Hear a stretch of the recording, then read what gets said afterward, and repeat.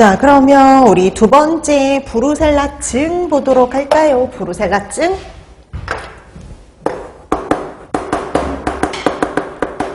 그럼 브루셀라증의 원인균은 알아보기가 되게 쉬워요. 브루셀라균이 원인이거든요. 브루셀라균. 그래서 여기 보세요. 브루셀라 속 균이 원인인데 뭐 브루셀라 멜리텐시스, 브루셀라 아보터스, 브루셀라 수스 다 브루셀라 붙어 있죠. 그래서 알아보기는 쉬워요. 그리고 또 보세요. 그 옆에 보니까 소의 유산균? 돼지의 유산균. 그러니까 소, 돼지, 양, 염소에게 유산을 일으키는 균이에요. 근데 이게 사람에게도 문제를 일으킨다는 거죠. 보통 사람은 어떻게 감염이 되냐면은요. 병든 고기를 먹었을 때, 그다음에 유제품을 섭취했을 때 경구 감염되기도 하고요. 만졌을 때 경피 감염이 될 수도 있어요.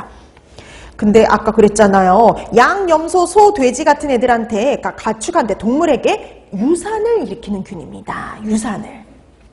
근데 사람에게도요, 문제를 일으켜요. 사람에게는 열병을 일으키는데 그 열병의 특징이 오전에는 멀쩡해요. 오전엔 멀쩡해요. 그러다가 오후가 되면은 고열 증상이 나타나는 거예요. 38에서 40도까지 올라가는 고열 증상이 나타나는데 이게 올라갔다 내려갔다가 몇 개월간 계속 지속이 됩니다. 자, 이런 파상적인 열병을 일으킨다라고 해서 일명 뭐라고 하는 거예요? 파상열 이렇게 부르기도 하는 겁니다. 그래서 브루셀라증의 특징 중에 하나가요. 이름의 특징이 있어요. 이름에. 자, 그래서 얘는 이름 잘 기억해 두셔야 돼요. 이름. 얘는 이름 잘 기억하셔야 돼요. 브루셀라증 내지는 파상열, 브루셀라증, 브루셀라균에 의해서 발생하니까 브루셀라증인 거고요. 그 다음에 사람에게 나타나는 증상이 파상적인 열병, 올라갔다 내려갔다 하는 파상적인 열병을 보인다라고 해서 파상열 이렇게 얘기하기도 합니다. 자, 그래서 이름의 특징이 있었어요. 이름 기억해 두시면 됩니다. 자, 그 다음에 또 하나의 특징이 그거죠. 유즙, 우유를 통해서 감염될 수 있대라는 거, 그거 기억해 두시면 되는 거죠.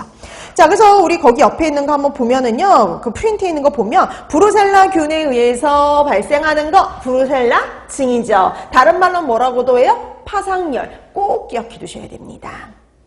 자, 그 다음에 얘는 그 흔한 제3급 법정 감염병이에요. 제3급이죠, 뭐. 거의 다 대다수는 제3급이라 보시면 돼요. 그리고 브루셀라균도 그 흔한 그람 음성의 포즈 안 만드니까 열에 상당히 약해요. 아까 우유가 문제가 된다 그랬잖아요. 우유를 가열살균하면 충분히 예방이 가능해요. 몇 도로만 가열해도 예방이 가능할까요? 60도, 포즈 안 만드니까 60도로만 가열해도요, 가열살균만 해도 충분히 예방이 가능합니다. 자, 그 다음에 세 번째. 이 같은 경우, 병든 고기, 그 다음에 뭐 때문에 문제가 돼요? 우유, 유즙, 유제품. 이게 문제예요.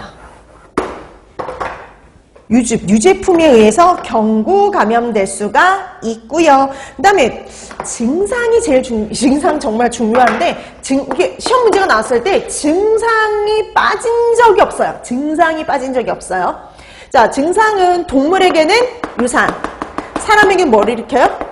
열병을 일으키는 게 특징이다라고 기억해 두시면 됩니다. 그래서 오전에는 평열이었다가 오후가 되면은 올라가는 고열 증상을 보이는 게 반복적으로 나타날 수 있다. 이렇게 보시면 될 것 같아요. 그래서 이게 맨날 나오는 시험 문제가 똑같아요. 그래서 저번 언제지? 제일 먼저 나왔던 게 2019년도 공개되고 나서 2019년도에 나왔었는데 그때 딱 이거였어요. 동물에게는 유산, 사람에게는 열병을 일으키는 인수공통 감염병은 딱 거기 있는 거.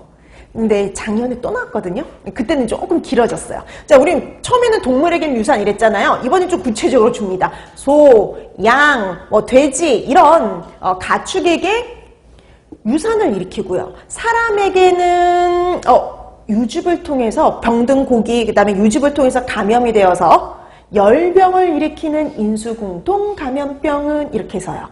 그 기본이 누구예요? 가장 기본은 증상, 나타나는 증상을 꼭 기억해 주시고요. 그 다음에 얘 같은 경우 우유를 통해서 매개될 수 있다라는 거, 감염될 수 있다라는 거 기억해 두시면 돼요. 그러니까 이게 모든 이렇게 이 인수공통 감염병이 왠지 모두 우유를 통해서 감염될 수 있을 것 같잖아요? 안 그래요.